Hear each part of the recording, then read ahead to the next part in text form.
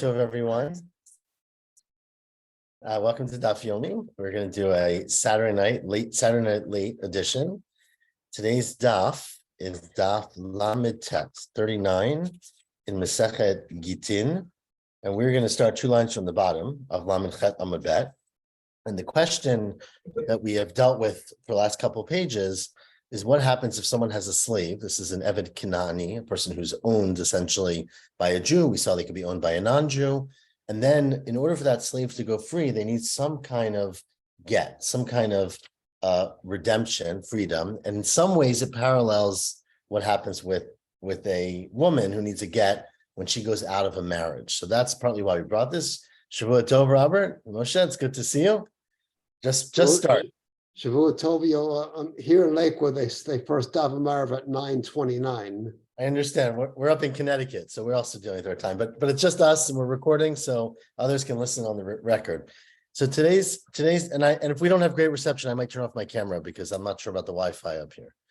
So I just started. So today we're going to start from Daf Lamed Tet, which is today's Daf, and we're going to start on the bottom of Lamed Chet Amud Bet.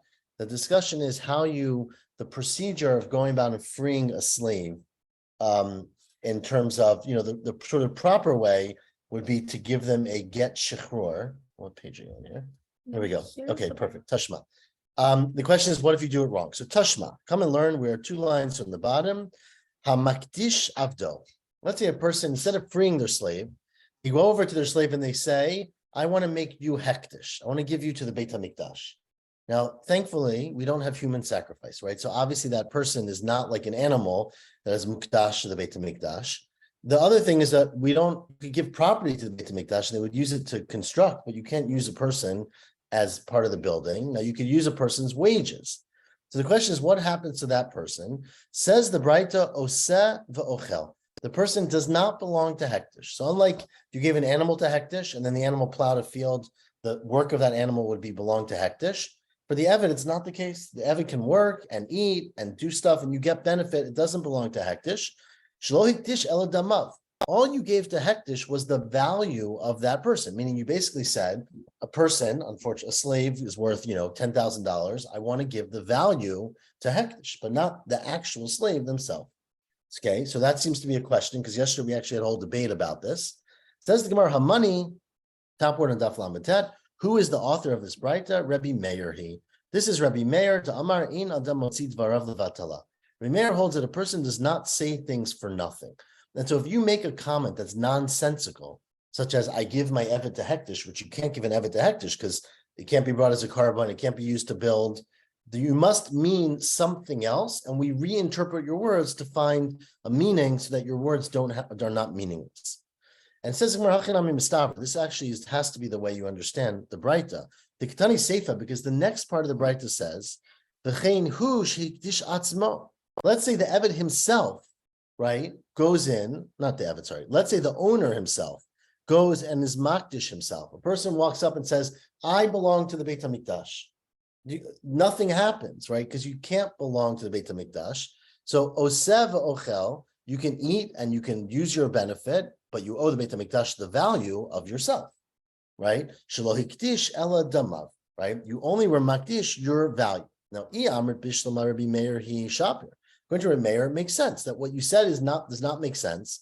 So reinterpret your saying to be, I want to give my value to the Beit HaMikdash. Amrit Rabbanan if it's the Rabbanan, where you're literally giving the value. So Bishlama Avdo L'Dma Katani. Right, an Eved at least has value. In theory, you can give your Eved to the Beit HaMikdash. They would own the Eved.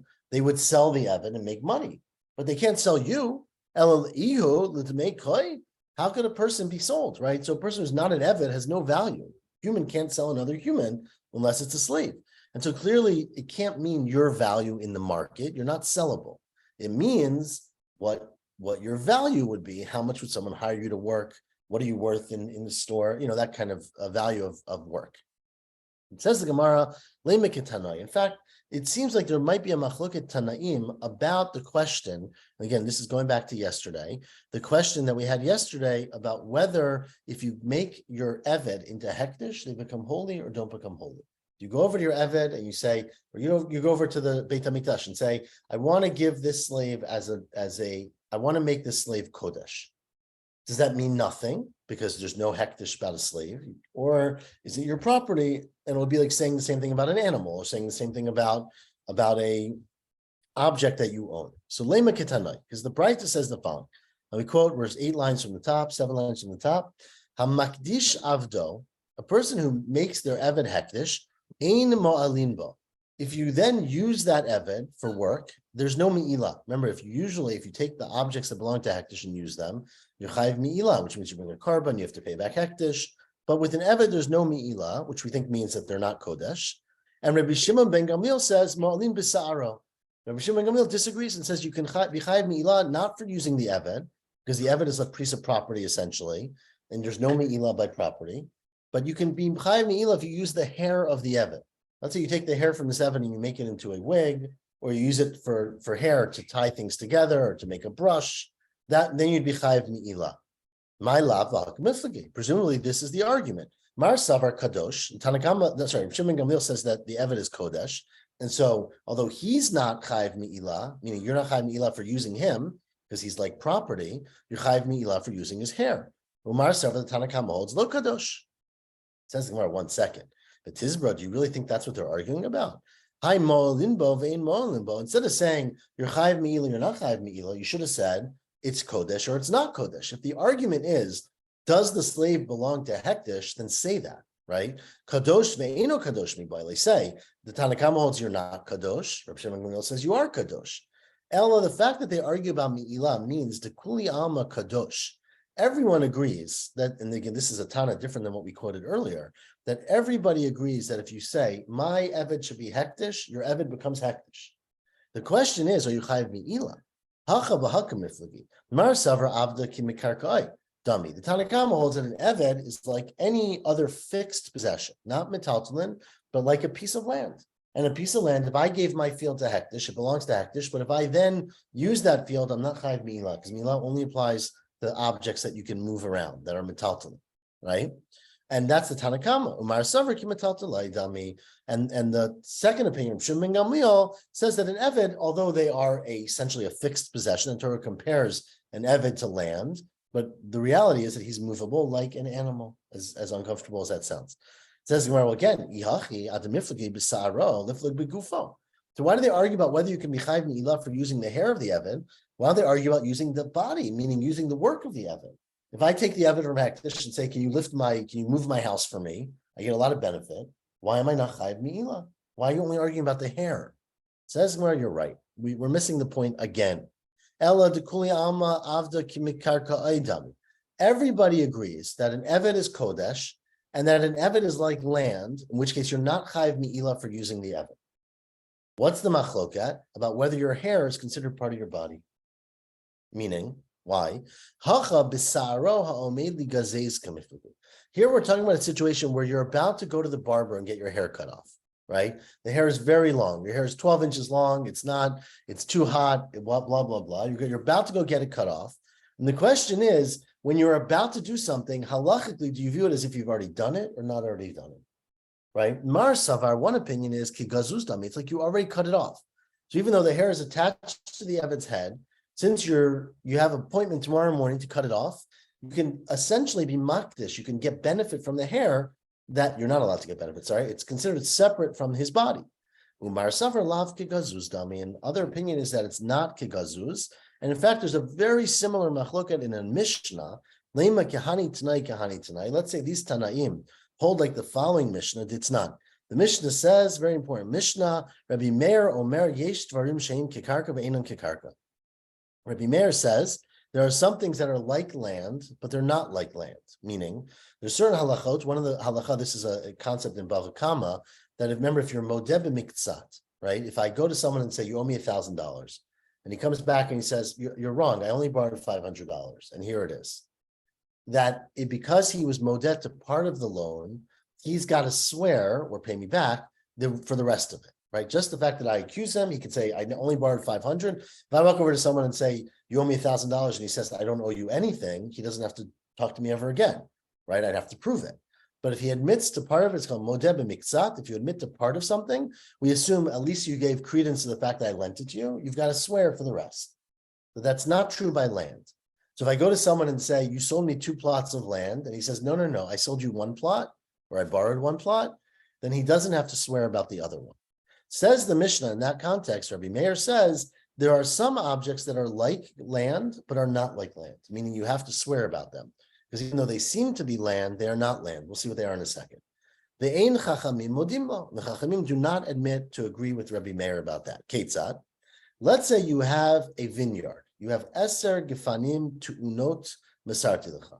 I go over to someone and say, last week, I gave you 10 Gefanim to watch. A little question about what does it mean I gave them to you. Let's say I asked you to watch 10 vineyard, 10 gefanim or vines, right? 10 vines of grapes in my field. They're full of grapes. They're about to be harvested. And I say to the guy, I was like, but there's only 5 here. 5 of them were cut down, let's say. Hala Amar, and the guy says to me, Einan ela chamesh, what are you talking about? You only gave me 5. So he's modeh b'miksad. He admits that I got 5 from you, but now he says I deny the other 5. So Rabbi Meir says you're chayav to make a shvua. You have to swear. Now, why do you have to swear? I just told you modeh b'miksad does not apply to land. So clearly Rabbi Meir holds that since you're about to cut down the grapes, it's as if you already did it and the grapes are not attached to the land, even though they physically are, but they're about to be cut down. It's just like the hair of the slave that's about to be cut off. And the Chachamim Omrim, you don't have to. Einan el chamesh. Sorry, Chachamim Omrim, I skipped a line. If the grapes are attached to the ground, which is how grapes grow, then they are ground, and you don't have to make a shvua. The Amar Rabbi Yossi, Rabbi Chanina, explained, they're not arguing about regular vineyards. They're arguing about vineyards that are about to be cut down. It's harvesting season. The grapes are rich and full and juicy, and they're about to harvest them. To Rabbi Meir, Savar Kibutzurot Damyan. It's as if you already cut them down. Rabbanan Savri, Lav Kibutzurot Damyan. It's not like you cut them down. So this seems to be a parallel Tanaic argument between the hair of a slave that's about to be cut off. Is it considered to be part of the slave or independent? And the grapes that are about to be cut down and harvested. So it seems like the same argument. Nope, it's not. That's why the Gemara brought it, of course. It says where it's not the same. There's a big difference between the hair of a slave and grapes on the vine. What's the difference? Says the Gemara. No, that's not the answer. The reason is Afilu Tema Rabbi Meir. Even Rabbi Meir might disagree and say that the hair is not as if it's cut off. Because Adkan look Amar Rabbi Meir hatam by the grapes el anavim. When you take a ripe grape and you leave it on the vine, it gets worse over time. Right? You're supposed to harvest it at peak ripeness. If you wait a week, some of them get rotten, they shrivel up. You missed your chance. So it could be that grapes, because there's an imperative to cut them down, it's as if they're already cut down. But by hair, the longer you grow your hair, the better, right? I mean, it might not be comfortable, but it's not harmful for the hair, unless you have split ends or something. Ella aval an hacha kama dekoi ashbuchi mishpach bei ashbuchi mishpach. Period. The longer the hair grows, the better it is. And so therefore, by the hair, it could be that even though you plan on cutting it tomorrow morning, there's no imperative for you to cut it. You might as well not. And so therefore, you can't consider it to be already cut down. Okay, that's a separate halakha. Don't get too far into worrying about hair. Now, says the Gemara halfway down in the daf, Hisalek Rabbi Chia Bar Yosef, when Rabbi Chia Bar Yosef went up to Eretz Yisrael. So if you recall, many of the rabbis, the Rava and Abaya, etc., and Shmuel and Rav later in his life, lived in Bavel and taught in Bavel, and Rav Nachman. And there were also people in Eretz Yisrael. Rabbi Yochanan, of course, was the famous. And there was a lot of cross, talk. Not a lot, but some. So when Rav Chia Bar Yosef went up to Eretz Yisrael, Amar lahashmaita de Rav kameid Rabbi Yochanan. He quoted over what Rav said in front of Rabbi Yochanan. Yesterday, Rav said, we didn't learn today, but Rav said, I'm going to read it. Hamafkir avdo yatsa lecherut. A person who says to their Eved, you are Hefker. I release my Eved. Anyone in the world who wants to take my Eved can take it. The Eved is free because by you withdrawing your monetary consent for the Eved ownership, they acquired themselves. Okay. Now Rav continued and said, but you have to write a get shechrur. You have to write a document that frees the Eved. Okay. Now Rav's student said this in front of Rabbi Yochanan, and Amar le Rabbi Yochanan said, Amar Rav Hachi. Did Rav really say that? Says the Gemara. Why was Rabbi Yochanan so surprised? Right? V'hu lo amar achi? Didn't Rabbi Yochanan say the exact same thing? Why is Rabbi Yochanan acting like this is a crazy opinion? Ha'amar ula amar Rabbi Yochanan, ha'mafkir avdo yatsa lecherut v'tzarich get shechur. Rabbi Yochanan said the exact same thing. So what do you mean? You came and said Rav said it, and Rabbi Yochanan's like, Rav really said that? It doesn't make any sense. Says the Gemara, no, because what happened was, Chachi kamarle, amar Rav kavati. That's what Rabbi Yochanan was saying. Wow, Rav agrees with me. He was like very happy, right? It was a way. You have obviously you need nuance when you say language. Rabbi Yochanan said, Rav really said that. He was pleased because it's exactly what he said, right? Ikadamri, some say lo saima kameh, right? That in fact they didn't finish telling Rabbi Yochanan what Rav said. They only said that Rav said that hamafkir avdo yatzal cherut, period. He didn't say part 2, which is and you need to write a get. And so therefore Rabbi Yochanan said, Amalei v'lo amar Rav tzarich get shechur. And Rabbi Yochanan said to the student, Rav didn't say you need a get. He did, but they didn't quote that part yet. We talked too fast. And that's Rabbi Yochanan's opinion. Rabbi Yochanan tamed amrul am Rabbi Yochanan hamafkir avdo tzarich get yatzal cherut v'tzarich get shechur. So Rabbi Yochanan actually is of the opinion, which is Rav's opinion, that if you go over to your slave, you go over and say, anyone who wants can take this slave. You know who owns the slave? No one, because the slave becomes free, but they don't become completely free, and therefore they can't marry a Jew until you write a get shechur. Okay? And what if you die? It's a good question. We'll get into that. Gufa. We are 15 lines from the bottom. Amar Ula, Amar Rabbi Yochanan, Hamafkir Avdo Yatzal Cherut, a person who how do you say hefker in English? Like you just It's free to everything. You release ownership, right, of your slave, like we do with chametz, right? If you release ownership, the slave goes free, and tzarich get shechur, and you need to write a get. Now, eitvei Reb Abba le'ula. Reb Abba asked Ula from the following bright. The bright says, you ready for this one? Ger shamet. You have a convert, a Jewish convert, obviously, right, who dies. Now, remember, when someone dies, as we had in this week's parsha, actually last week's parsha, next week's parsha, actually, coming up, that when someone dies, their inheritance usually goes to their children, their sons. If they have no sons, it goes to their daughters, as we learned from Benot Slav Chad. But if you're a ger, then you don't have any relatives necessarily, because you don't have brothers, because a ger is like they were born. You don't have siblings. You might have children, but let's say the ger didn't have children. You don't have parents, right? So when a ger dies, assuming they have no children after they became a ger, they have no relatives. And so anything that they own, what happens to it? It's hefker. Anyone who wants can come and take it, which you can imagine leads to a lot of uncomfortable things, right? People were not protecting gerim because they wanted their stuff. But what about, so like registrar to give it to their parents, even if they're not really their parents. you can give it a gift while you're alive. Anyways, ger shemet, a ger who dies without any children, ubizbazu Yisrael nechasav, right? All of the Jewish people can go and basically plunder his owner, his belongings. It's a terrible word, but it's what they're doing, right? Anyone can go rip down the stuff in his house because it's totally hefker. V'haya behen avadim. Now let's say the ger owned slaves. So what happens to them? Says the Braita, bein gedolim, bein ketanim, kanu atzman b'nei chorin. Whether they're adults, or meaning they're 14, or they're kids, meaning they're 10, then they acquire themselves, because since nobody owns them, right? Someone can't come and say, I acquire you, because they acquire themselves first. And so because as soon as the guy who died, the ger died, released his ownership because he died, they own themselves. They don't have a star. They don't have a star, but he's dead. Right? So let's keep going. Abba Shol says 1 second. Gidolim, if they're adults and they have ability to own things, kanu atzman b'nei chorin. But if they're ketanim, they can't acquire themselves because the kids can't acquire themselves. And therefore, they call amachzik b'hem zachabem. Anyone who comes and says, you're mine, now owns them. Terrible, right? Says the Gemara, well, what about the get? V'chimi katav get shechur le'ilu. Who wrote a get? The guy died, the ger dropped dead.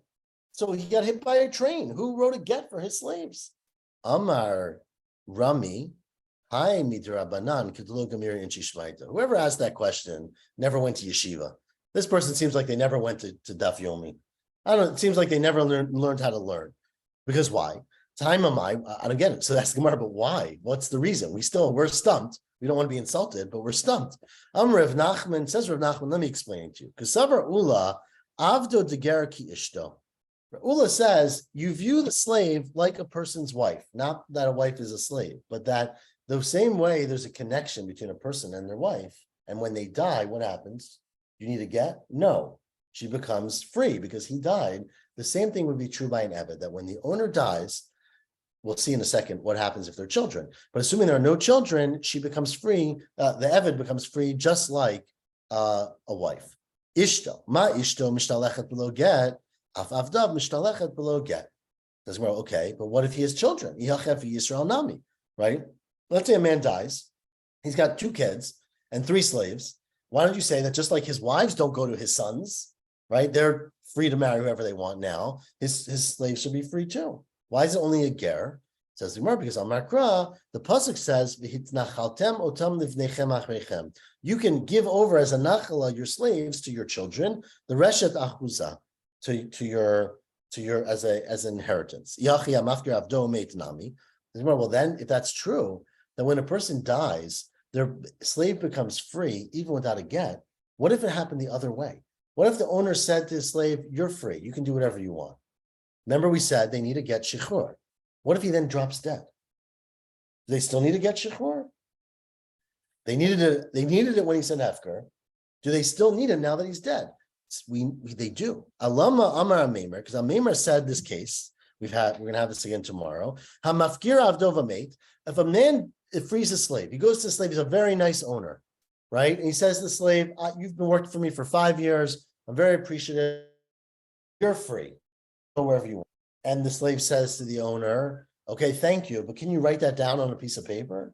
And then the owner has a heart attack and he drops dead. That slave is stuck because he's not a slave, so he can't marry people a slave can marry. He's not free because he doesn't have that, so he can't marry anybody, maybe. Well, maybe he can marry a slave, but he definitely can't marry a Jew. Otoha Eved ein lo takana.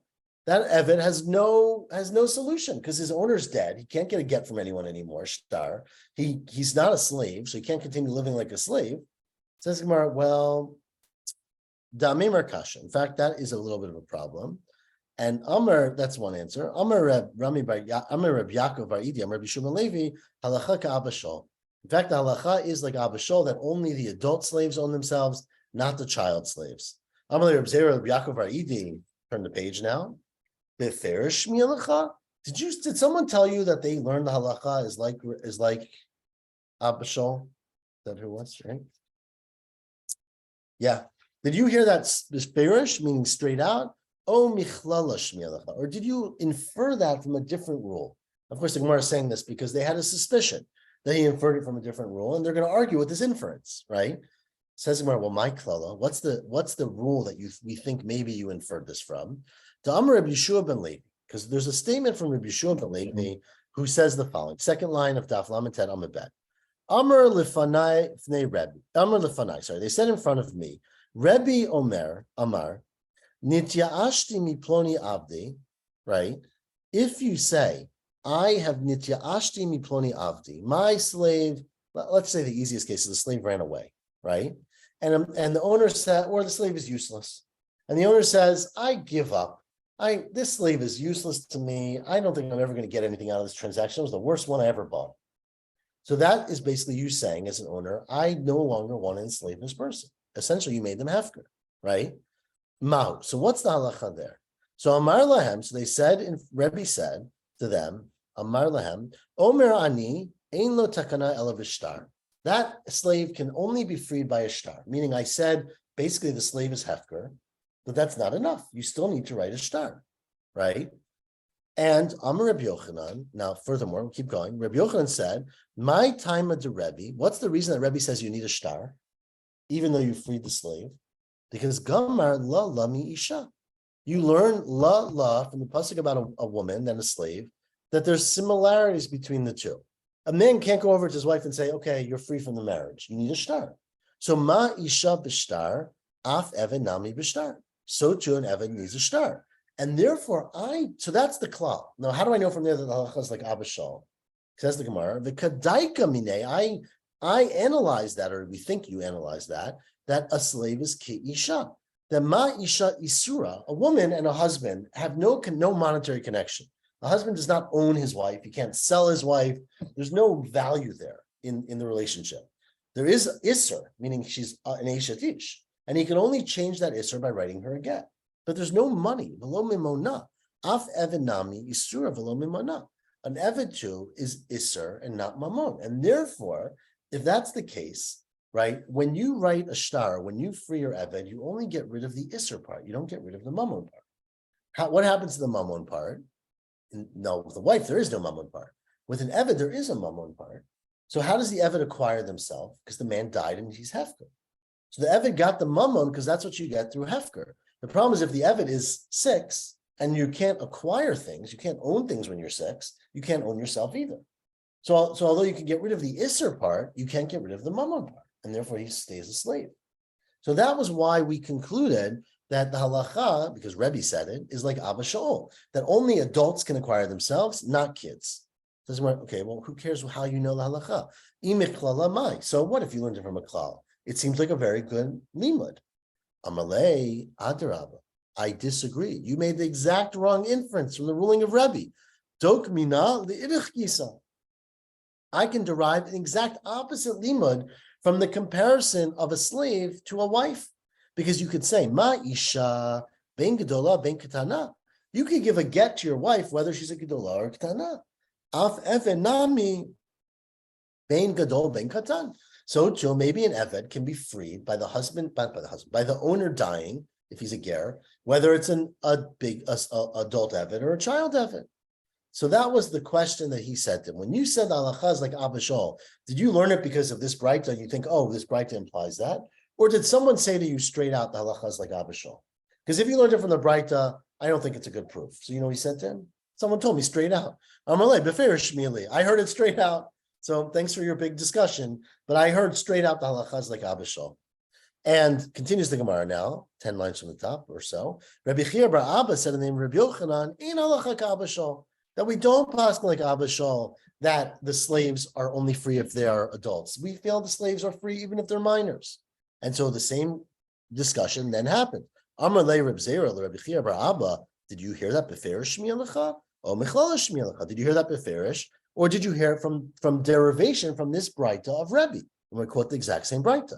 My klala, now we quote the same thing. Amar the Fanai Rebbe, right? We said in front of Rebbe, into Ashli Miploni Avdi Mahu. If a person says, I gave up, I don't care about the slave anymore, I have no use for the slave, he's useless to me, or I gave up on him, what happens? And Amar Lem, and Rebbe said to them, Omer ani ein lo takana ela b'shtar. You've got to write a shtar for that Evid. Amar Rebbe Yochanan, my time of the Rebbe, again, this is all a repeat. What's the reason that Rebbe says you need a shtar? Because Gamar la la me isha. He learns out that you have to treat the ownership of the Evid the way you would treat a marriage. Ma isha b'shtar, just like to get rid of a marriage, to stop the connection, you need to write it down. You need a shtar. Af Evid nami b'shtar. And I then was midayik. Kadaiket minai, maybe you were midayik. Ki isha. Ma isha ben gdola ben ketana. Just like a wife, you would have to do the shtar whether she's gdola or ketana, right?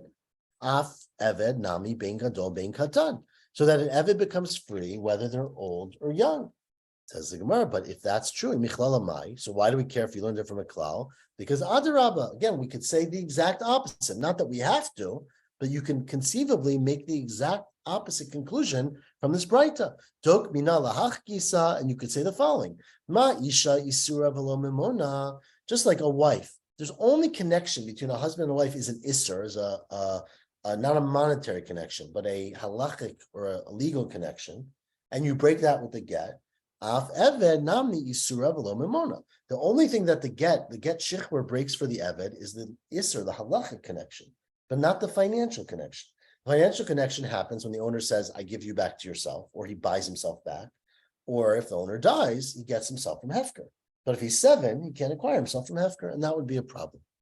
Amalei, anyways, he said, I don't forget about this whole limud because Befer Shmili, I heard it straight out. So that's the end of that. We did not conclude whether the halacha is like Abba Shaul or not. Amar Lahem. Now continue. Amar sorry. Says the Gemara. Let's go back and read this Braita again of Rebbe. Right. Amar Lahem. Rebbe said to them, Omer ani ein lo takana ela b'shtar. Right. I say that if an owner says about his slave, I give up. I don't care about the slave anymore. He's free. It doesn't matter. you have to write a shtar in order to truly free that Eved. Is that true? Vatanya, Rebbe Omer, Rebbe says, Omer Ani, Afu notein tamei atzmo v'yotze, that a person, an Eved, can give his own money to the master, buy himself back, basically. Get $5,000, whatever the cost is, and give it to the owner and become free. It's like he sold it to himself. So Rebbe seems to imply you can buy yourself back. Hachikamer, okay, kesef o b'shtar. No. You can either use kesef or a shtar. The high pakale kaspe, and this one no longer has the option to use kesef. Why? Because the owner already said, I don't care about you. So the only way this slave can become free is through shtar, because kesef is no longer an option. And that is la'afuke me'haitana. In fact, it argues with the following Tana. The Tanya Rabbi Shimon Omer Mishum Rabbi Akiva. Yachol yehi kesef gomerba. K'derech sheshtar gomerba. You might think that kesef finalizes a connection between a man and a shifcha charufa. I'll get to the case in a second. The same way a shtar does. Talmud lomar the hefte lo niftata. Right? I don't have the psukim in front of me, but do you have the psukim? I might. Anyways, remember there's a very important and very enigmatic case in the Torah called Shifcha Charufa, right? Which is a slave, a woman slave, who is partially free, who is assaulted by someone else. So generally, the halacha would be, unfortunately, that a slave who was assaulted would not be chayav. You wouldn't be chayav because you don't treat them like people. But a free person, of course, you are chayav. And the Pasuk talks about a case where you have a person who's partially free. It says heftel lo niftata, but we talk about the concept of chupasha. Chofesh means her freedom. Hefte means her value. So that two things exist about a slave. You can have the value of the slave, which is called the pidyon, and you have the freedom of the slave, which is called chofesh or chupasha, right? So by a shifcha charufa, we talk about a case where you have one, but you don't have the other, where hefte lo niftata, right? But it's lo chupasha, meaning you have not been freed, right? And it doesn't repeat the same thing. And lomar lecha, what we learn from that story of shifcha charufa is that shtar gomer ba ve'ena kesef gomer ba. That in fact, a shtar is what is needed to free a slave, but money alone is not enough to free a slave. So that if you say to your slave, I release you from, meaning your hefker to me, that according to these Tanaim is not enough. You also have to write a get, a shtar, just like you would by a wife. Amar Rami Rachamar Reb Nachman, halacha k'Rebbi Shimon. In fact, the halacha is like Rabbi Shimon that we just quoted. And Rabbi Yosef Bar Chama Amar Rabbi Yochanan said, Ein halacha Rabbi Shimon. That the halacha is not like Rabbi Shimon. And Ashkechai Rav Nachman Bar Yitzchak, the Rava Bar Shilta, the Havikaya Pitcha Debei Tefillah. Rav Nachman Bar Yitzchak once found Rava Bar Shilta, who was standing outside the gates of Shul, right? And that's where people do their best talking. Amalei, he said to him, halacha or ein halacha? Do we pass like Rabbi Shimon or do we not pass like Rabbi Shimon? Meaning, what's the bottom line? You know what he said to him? Amalei, ani omer ein halacha. I say we don't pass like Rabbi Shimon. And Rabbanan da'atu mimechuza amri, Amr B'zer, Mishmei Rav Nachman, halacha. In the rabbis who came from Mechuza, quoted the name of Rav Nachman, saying that we do pass like Rabbi Shimon. When I traveled to Sura, I found Reb Chia bar Avin, and I said, I heard the halacha is like Rav Nachman. The Rav Nachman says the halacha is like Rabbi Shimon, and I hold the halacha is not like Rabbi Shimon. And he said to me, one second, he said to me, Ema li, ezi gufa du'uvda hechiavdi. What was the story that happened? Meaning, why do you think the halacha is like Rabbi Shimon? What happened that led us to say that Rav Nachman holds that we paskin that way? Because again, you have to get to the details to understand really what the rabbi was saying. So Amarle, he said to me, now here's the case. I know we fell a little bit behind. 1, 2, 3, 4. 8 lines from the bottom of Daf Lamed Tet Amud Bet. This is a very important case. You ready? Hahu amta dahavimara shchiv mira. There was a slave, a servant. She was a female servant, and her owner was on his deathbed. Shchiv mira means he's lying, he's going to die. And she was, of course, hoping that before he died, he would free her. And this was probably something that happened. She served him his whole life. And rather than going over to his children, which she probably dreaded, because kids nowadays, right? She was hoping to get free. He's on his deathbed. Atya bachya kameh. She's crying in front of him, not so much because he's dying, but because this is her last chance to get her freedom. Amrele, and she says to him, Ad ema tishtabit v'teza hahi'itita. Okay, how long are you going to continue to enslave this woman, meaning myself? So it's time. You're dying. You're going away. Free me already. So it's not clear what happened. Shakal kumte shadaba. He took a kumte. Does he translate kumte? I think it's a shoe. Kovo, hat. Rashi says it's his hat. He took his hat and he threw it at her. Maybe he was already so sick he couldn't even talk. But he threw his hat at her, which they took as a sign, right? Amar la, well, actually, he said to her as well. Zil, I take it back. He wasn't too sick to talk. He threw his hat at her and he said to her, Zil kaniha v'kani nafshech. Pick up the hat and acquire it and acquire yourself along the way. Right? Remember what that's called? It's called a kinyan suda or a kinyan chalipin, right? Where you give over something that you own to someone, they pick it up, like we do by Pesach when we sell our chametz. By you picking it up, you basically acquire that thing. Now, the Gemara is going to point out in a second that it's the opposite of what we do by chametz, because by chametz, you go over to the person selling it, you hand them your thing, and they pick it up. Here, the owner threw his thing to the slave and said, you pick it up. Okay? So he threw his hat at her, she picked it up, and he said, go acquire yourself. Okay? Now, what didn't he do? Write a shtar. Perfect. So up to the Kameder of Nachman, they came in front of Nachman, the man died, they came in front of Nachman and said, is this woman still a slave? And Amarlu, he said to them, Lo asa v'lo klum, nothing happened, she's not free. So now, why is she not free? So those who saw the action thought it's because he didn't write a shtar. And this is why we said, Rav Nachman, Rabbi Shimon, need to write the shtar. So man savar mishum da'halacha Rabbi Shimon. Velohi, that's the wrong interpretation of the story. The reason that she didn't acquire herself is not because you necessarily need a shtar. It's because if you do a kinyan chalipin, it has to be the opposite way. The person who's acquiring the thing, in this case the slave who's getting herself, has to give her thing to the man or the woman giving it to her, the way I give my thing to the person selling my chametz for me, right? So you have to give something over to the person who gets your thing. Here it happened the wrong way. So they just didn't know how to do the kinyan, right? So lohi, the reason that he paskin that way is el mishum the havile kelev shel makneh.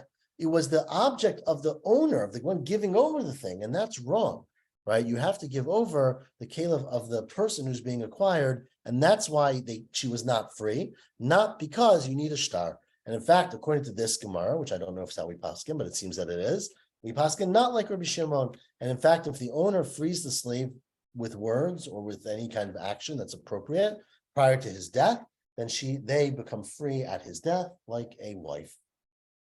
And we're going to stop here. And God willing, continue tomorrow morning at 7:45 a.m. So just a few short hours from now, from 3 lines from the bottom of Lamed Tet Amud Bet. Shavua Tov, thanks for joining us. Until then, Shavua Tov, good night. Good night. See you in a few short hours.